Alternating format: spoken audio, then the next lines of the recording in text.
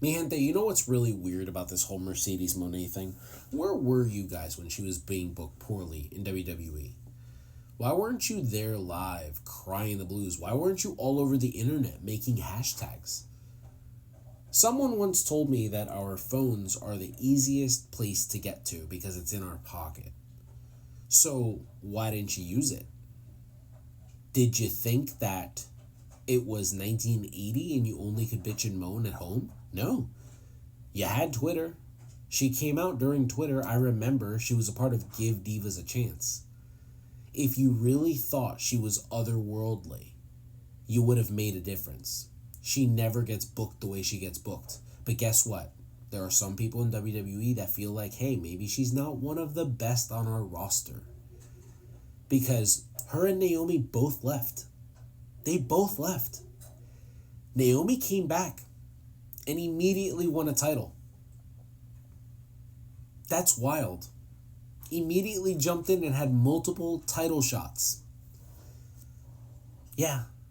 She's on TV weekly with Bianca Belair. And when she wasn't, she was helping trying to get over Blair Davenport. You can say, oh, they just didn't utilize Sasha Banks right. They did. They did. She wasn't even good enough to be a Dolph Ziggler. She's not that now. If her company thought she was the top woman in the world right now, Mariah May wouldn't be world champ. Mariah May would be TBS champ. She'd be world champ. Want to know how I know this? Because Britt Baker was the world champ and Jade Cargill was the TBS champ. That's right. It would have been Mercedes coming into feud with Toni Storm right off the bat, but she hasn't. Even her company doesn't believe in her the way you guys do. The last company she worked for doesn't believe in her the way you guys do. And you're real quiet when it comes to actually making a difference. But you're real loud on the internet. Like, oh, she was screwed over. She's so good. Really? She's so good?